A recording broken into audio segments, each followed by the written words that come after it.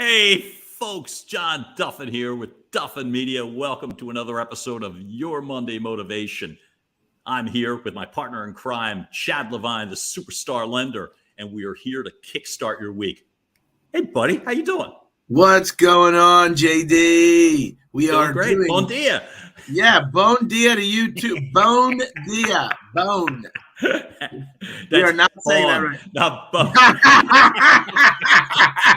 Not T-bone or whatever the hell.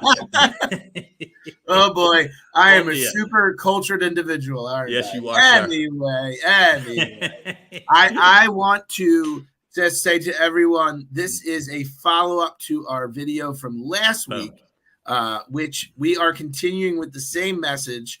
I called it treat yourself, but it ended up turning into pretty much a show about self-discovery, right?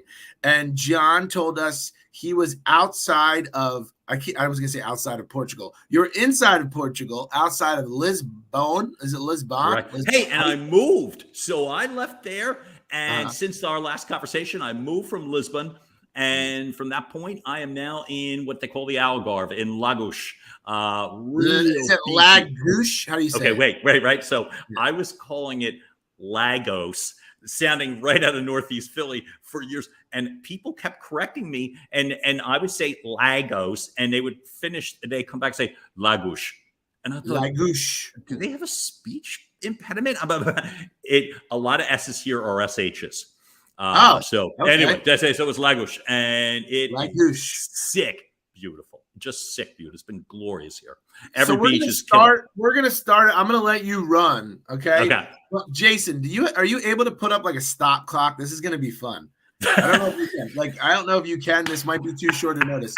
John, are gonna get. I'm gonna look at our timer. Okay, got it. You're gonna get. I'm gonna get. It's 2 minutes. I want to make it super short to mess. Yeah, 2 minute drill. I got you. All right. It's a 2 minute drill, right? And I'm doing this on purpose. Actually, you know what? The more we do these shows, the more we find our structures. Yeah.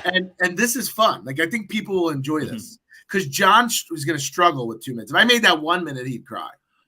So listen up. Can you do 1 I've minute? never spoken for time before. I speak for time all the time. The problem is I speak a lot of the time. So, all right. So this is what we're gonna do. I got you. I'm gonna ease you into it.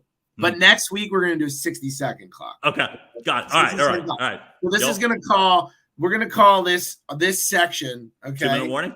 John beats the clock. Okay, that's what we're gonna call. John beats the clock. John is gonna give us the purpose of today's show is self-discovery. What are you learning about yourself? And what have you learned in general about your journey this past week? Timer starts now. Boom. The very first thing I could say is keep asking questions. What do I mean? The fact of the matter, some shy guy, dweeby guy growing up in Northeast Philly, it was hard for me to ask questions that were difficult. So for myself, what I've come to learn, I love the timer. And I love seeing it. So the fact is, it's ask people. We were talking about asking people for help. We were talking about that sort of thing. Well, look. I had a bunch of questions. Last night, for instance, I happened to be with a group of people, and there were a lot of American and 2 minutes was too much time, maybe. The fact is, so the questions I was asking is, I want to create a life that's called Philly and is this quality of life that's at locations other than Philadelphia. So the questions I was asking others last night, a bunch of expats that meet at a venue, how do you do this? Where do you start? Do you just get up and split? What if you're really close to your family and friends? What do you do in regards to logistics? Did you just sell your furniture? Did you just tell your boss I quit? The fact is, it's how do you do this in a way to make it happen and not turn it into a train wreck situation? Because I'm becoming more and more convinced with the questions that I want a portion of my life to be fluid and mobile and in locales that do something for me. Portugal happens to do something for me. So what I'm learning is when you ask those questions, most people here, the culture here is beautiful, a receptive, inviting, inclusive culture. They will answer them. That's the nice part. They don't make you feel weird for asking. They don't make you feel like you're invading their space or their privacy. And what I've learned is this applies in business and life, in culture. Ask people questions. Sure, asking them about themselves is the best way to get people to talk. It actually is. So for me, what I'm learning is push past the fear. And with all that, ask the right questions. You'll get the right answers. How was that, baby? So what you've learned this week in your journey of self-discovery is mostly the asking the questions thing. Yeah, have the courage to ask the questions. Is that new for you? I think asking personal questions is newer. I know how to ask questions. I interview people, for a living. I happen to love doing all that. But the fact is, when it turns personal, I get a little more shy. So I have to push myself a little bit more. Got it. Okay. So this past week, you've journeyed to multiple beaches in different parts of Portugal. Yeah. Okay? And I'm going to ask the more relevant questions. Sure. Do you want to live there? At least a portion of the year. Yes. So you're telling us, the viewers of this show and the producers and everyone else, you've decided that your Philly end is now Philly and Portugal? Highly likely Philly and Portugal. Final answer? Final answer. I would live here in a heartbeat. In a heartbeat. So congratulations. But it's got to be Philly and. That I've come to the conclusion. But the purpose was to figure out if it was Portugal. Have you done other spots? Yeah. I thought it was going to be Mexico. I thought it pretty highly it was going to be Mexico. So what other places have you considered? Greece, Mexico, Italy, where I've been before, to other parts of the United States. Right. Whether it would be Florida, California, something like that. I think about Ireland in terms of. So you just talked about Ireland, Italy, Portugal, other parts of the U.S., Mexico. Right. Portugal's in the lead? Yes. Why? Absolutely. Why? There's an emotional pull. I talked about it yesterday on a post that I did. There's an emotional pull. It took me moments getting off the plane and getting situated, moments to feel comfortable in regards to where I was. It feels really easy to speak with people here. It doesn't feel a million miles away, although it kind of is, And so I don't feel the adjustment, Comparable place in the States for me is Chicago. I don't mean that they look the same. They feel the same. So if I understand you, I want to translate this. Yeah. For our viewers out there, I have a tendency to translate John a good amount of time. Okay. And it's for everyone's benefit. John is a little more deep than I am, I think, sometimes. So let me translate it. You like this foreign country because it feels the most American? It feels the most like home. Okay. I adapt here. Right. See, it doesn't have to feel like America. You know what I mean? I'm not like that. But the adjustment doesn't feel big. Like I'm willing to take the steps, ask the question. And what is it? And tell me what is it exactly? I'm pushing you harder. That's pushing you harder. That's not a good enough answer. That's not a good answer. Why? Right. What is it? It has to me, big city with a beach is the easiest way to say. So I'm in Lisbon. I was stunned by what I saw. The beauty, the warmth, the culture, the choices, the environment, the food, the people, everything rocked. And it's a massive big city, which is top of the line culture. Yeah. And then you see some of the coolest beaches I've ever seen. And really nice, accommodating, so you get easy city people. And beach in one place. Boom. Right? And the people are extremely friendly and accepting and really all of the positive things you can think about. Yeah. What I'm noticing is, do you know, often you'll see that there's like a 50-50 push. I give 50%, you give 50. I feel like you don't even have to give 50% here. You just have to make an attempt to, whether it's the language, a few words is plenty. They most people I've spoken all speak English, but they love the fact that you even attempted. Something that's simple an interesting point. Bon dia, good day, or obrigado, thank you. It's like just that. It's like, oh, you're trying. And then they wound up finishing, And so Okay. to me, it just feels easy. Got it. That makes sense. And I could buy the whole city and beach thing, Right. being in close proximity to one another, because what you basically said, and if I understand you, they're extremely important, both of them. Both of them. And the fact that they're so close together is what makes that a front runner for you. Because good point, John. Good point. Right. Because a lot of other parts in Europe, big city and beach don't coexist. No, it's I make a choice. City, yeah, it's either small city and beach or big city without beach. Exactly. So where I am right at this moment in Lagos, and that's it. To me, it's that combination that look to your left, it's all the culture, the energy, and look to your right, and it's killer sunset and beautiful blue water, and it's like the old adage, "Can you have it all?" Blah, blah, blah. I feel like when you look here, it's like, well, you do. So interestingly enough, I'm going to draw in a knowledge nugget here. Okay, cool. Because we have to. That's part of our show, right?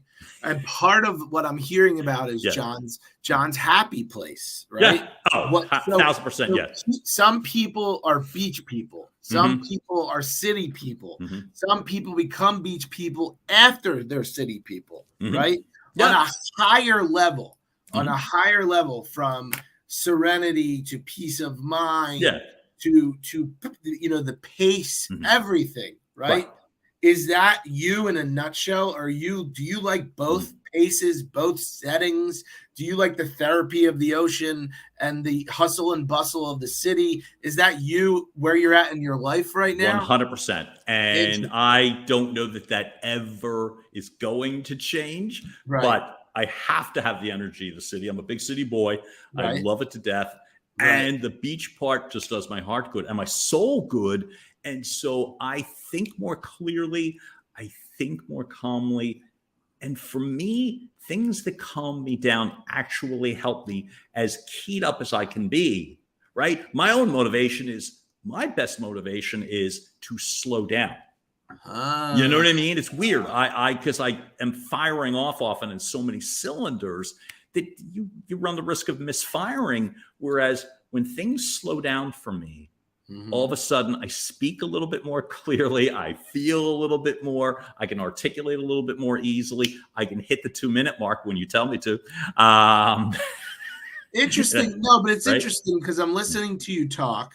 Yeah. And I'm listening to why you chose where you chose. If you notice, I'm a psychology guy. I like to look into a little deep as to why and who and where and how. Yeah. And it's really intriguing to me because I also feel like the message here is if you live in the hustle and bustle, you need the escape of the not so. And it's the balance of both, right? And also from a motivational perspective, to your point, maybe you should take a break, take that trip. You know, not everyone's at where you're at in your life. You're don't need to be. No. I just meant in general, like it's showing me how important it is to take the time to do those things for yourself. So I love everything you just said there, and I concur. The homework I've done in regards to here is, and I talked about it the last episode, was finding this high quality of life with a lower cost of living. Yeah. Because I didn't want to just throw money. We were talking in the last episode eventually, like how much is enough and all that, John, right? John, think about the deeper message there. Right? Yeah.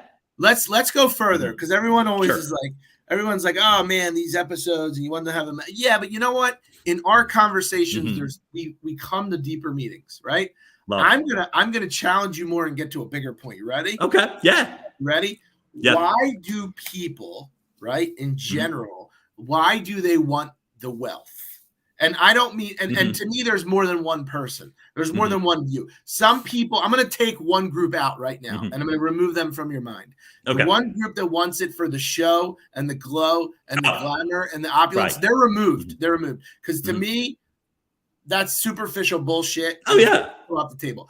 Let's talk about the other group of people, right, that want wealth for the reason that they want to be able to live a certain way, right?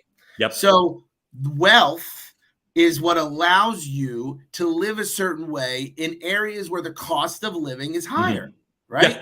Yeah. if you remove the cost of living, right?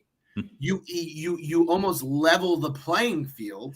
Exactly. So it's almost like you've reached that level of wealth and happiness, and now it's more achievable. Yeah, sooner. So for myself, it's Deep, like, dude. That's right. deep. And it takes, and you asked the question. Here's what for myself, what I believe the answer could be, which is like you talk about that sense of having like the wealth. Define why do you want the wealth? It's making the choices at the time you want to make them. And to me, that's just as important. I want to live here when I want to, not when it, you know what I mean? And it's like that sense of, so it requires a little bit more homework. This is one of these places, let me tell you, there is 3 times the amount of people in Portugal now than there was 5 years ago. So will this remain like this bastion of lower cost of living? Probably not. Then maybe probably not. Then you make different decisions. Then you know what I mean? Buy some real estate there, John. Then you need to buy some real estate, baby. And that was one of the things I was talking about. It's one of the conditions for living here, which goes back to asking the questions, which you don't like if you're not coming in afraid, right? You could ask realistic questions. You get the answers you need and you process it. So for me, it's making the choices I want to make when I want to make them. So in essence, you're becoming a rich man. Right? A little sooner. You're becoming a rich man by all sense of the words of the definition of being a rich man. Yeah. Without, that's what it is. That's your journey. Your journey is achieving that quality of life that you can achieve in other areas because of the cost of the living. And the whole reason in this whole point too is, look, I'm a 40-year-old man. I am not where I will be authentic with everyone. I'm not where I want to be financially. Me neither. I'm not where I want to be financially at all. If you ask me where I want to be versus where I'm at, I'm not there. Right. And there's a multitude of reasons. I could have chosen wrong. There's so many things that can happen. There's so many reasons some people hit it and some people don't. Right. But the bigger point, John, point is that no matter who you are and where you're at in that life, you can find ways to achieve that level that you want, right?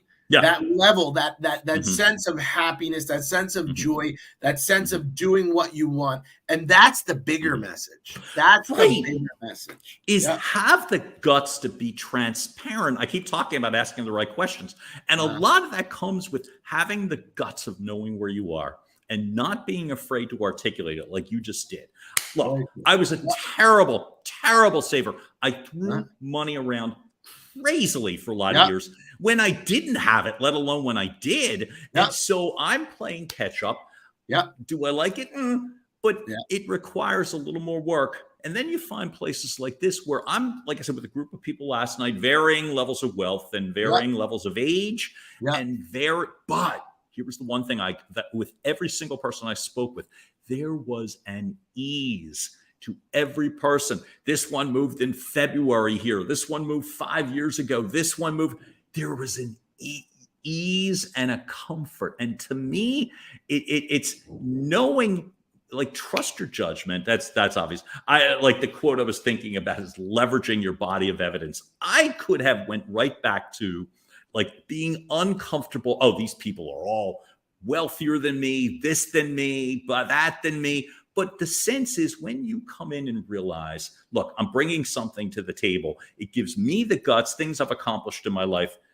Chad, there's a heck of a lot of things that you've done. You say it's not where I want to be, but I know you well enough to know you've done a lot for a 40-year-old dude, man. It's crazy to me what you've accomplished. I appreciate that. And I'm not just saying that to blow smoke up your backside. That's but it's more, it's the sense that it's like that you've got time, hopefully.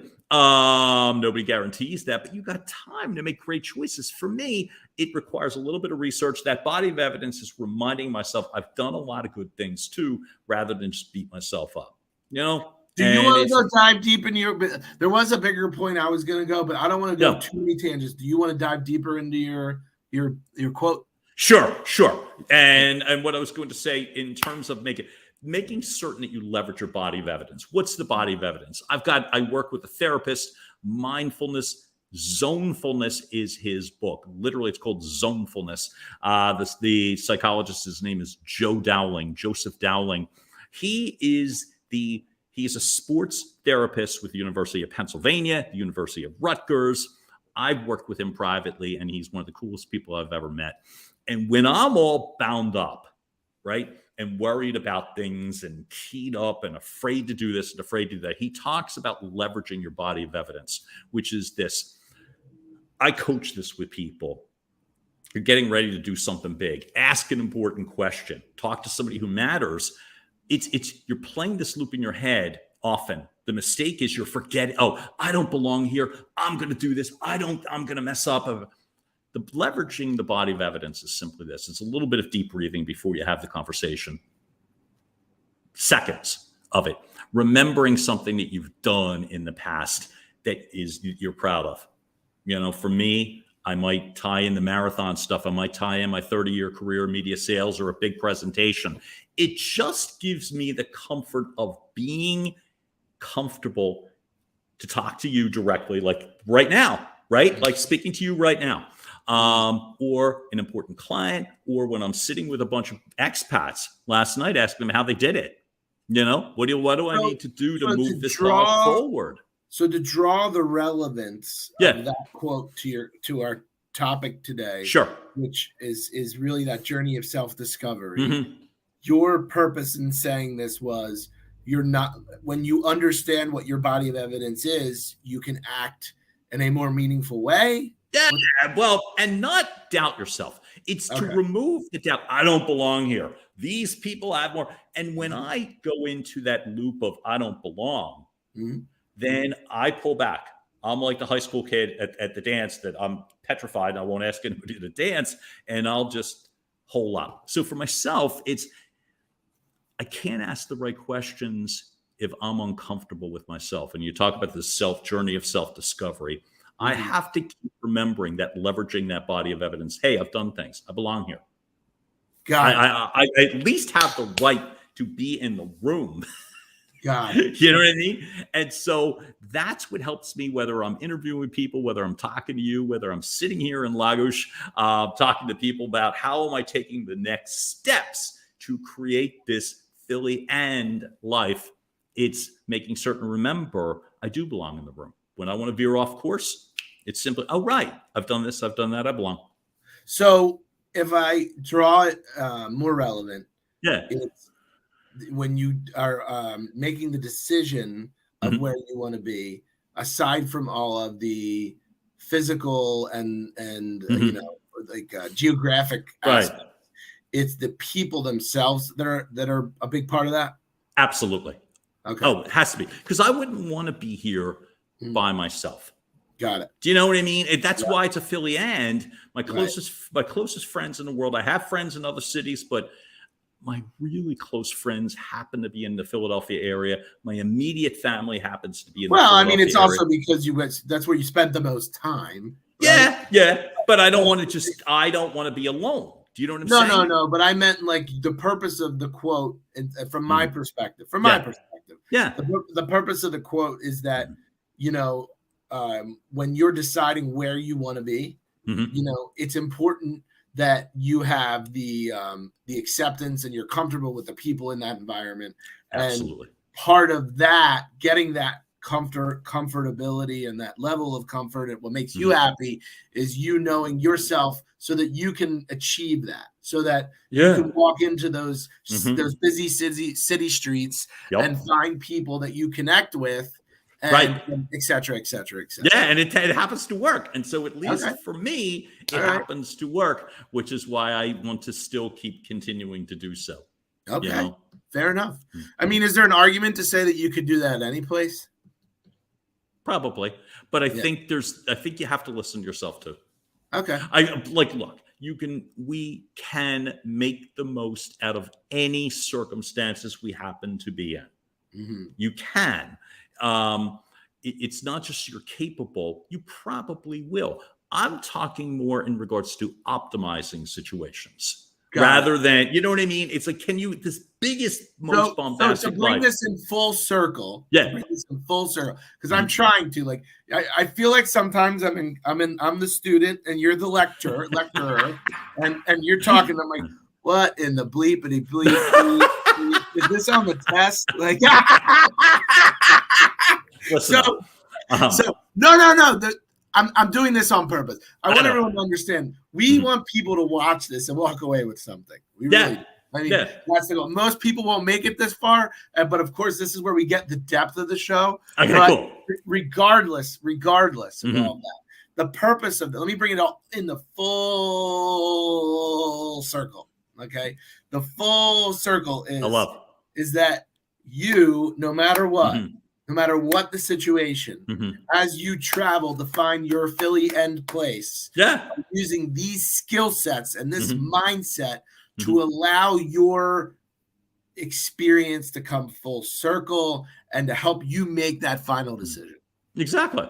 And in general, you use these tactics in every situation, but most specifically in this situation, because it's helping you to discover yourself. The perfect life, the perfect blueprint. That's it. You know?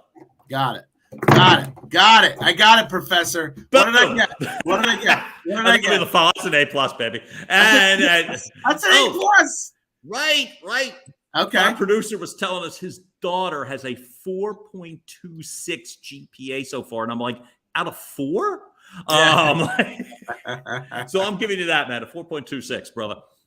Well, listen, I was going to do my quote, but I feel like we've had enough brain busters. My matter.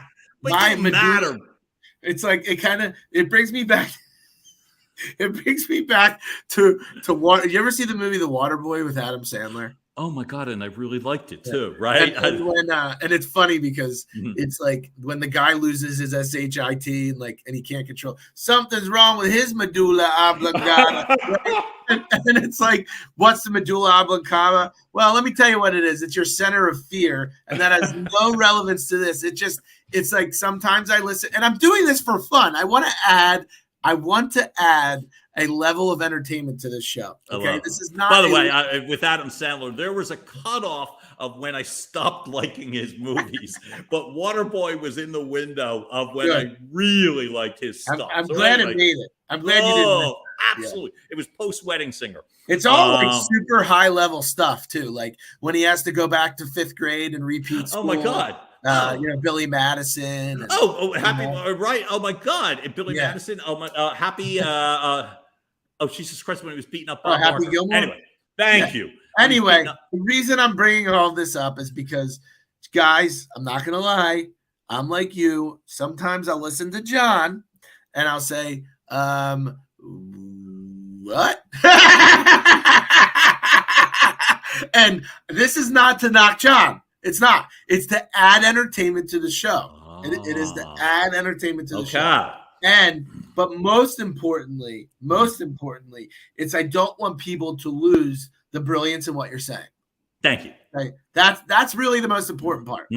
I want to make it so that they understand you're in a real life journey now for self-discovery. Absolutely. Now. And I want them to understand what are the things that are going through your mind as you make this huge decision. Right? And that's the whole purpose of it. I'm being like, in all seriousness, that's the purpose of me saying that. Because what you guys are seeing, John is good at showing you what's going on inside his mind, right? And that's the biggest part. It's like, while John is there, I'd love to be inside his head to say, well, what are the things I'm thinking about when making this kind of a decision? And that's a topic for a different show, John. Sure. And I'm game. We have to talk about thought processes involved in big decisions. Yeah. What do you think of that? I love it, because the breaking that down for me is as important for me to explain as it is to learn from. You know what I mean? You want to know something else, John? Yeah. This is a life-changing thing for you, right? Yeah, man. It's a big leap. It's a big leap. But you're in a position in your life where you're so ready to take it. Certain parts of apprehension are gone, right? Oh, yeah. And I think that's an extremely important point, and that's how I'm going to end the show. And that was like I like to do. I like to bring these things into full circle. So we're going to end this, John. I'm going to let you started it, so I'm going to let you end it, right? And I'm going to let you tell everyone the message for this week. Believe it or not, guys, there was a message, okay? And I'm going to let John sum up what he thinks you should do when you're going to look into making a journey into self-discovery. John, take it away shortly. All right, so folks, thanks for tuning in to another episode of Your Monday Motivation. Thrilled to have you here. The kickstart to your week this week is give yourself the credit to ask the harder questions. Simply that. Give yourself the credit. Remember that body of evidence. You do belong in the room. Ask what you really want to know. Figure it out and ask what you really want to know. That's it. That is it. When you're on a journey of self-discovery, ask those right questions. If it really matters to you and you don't ask. Boom! Right? Boom! If that doesn't blow your mind and make you want to kick through walls, I don't know what will. Thank you for watching our show. We hope we gave you the kick in the I didn't say the kick in the arse part. You got it, man. You got it. I'm going to give you your kick in the arse. Bye!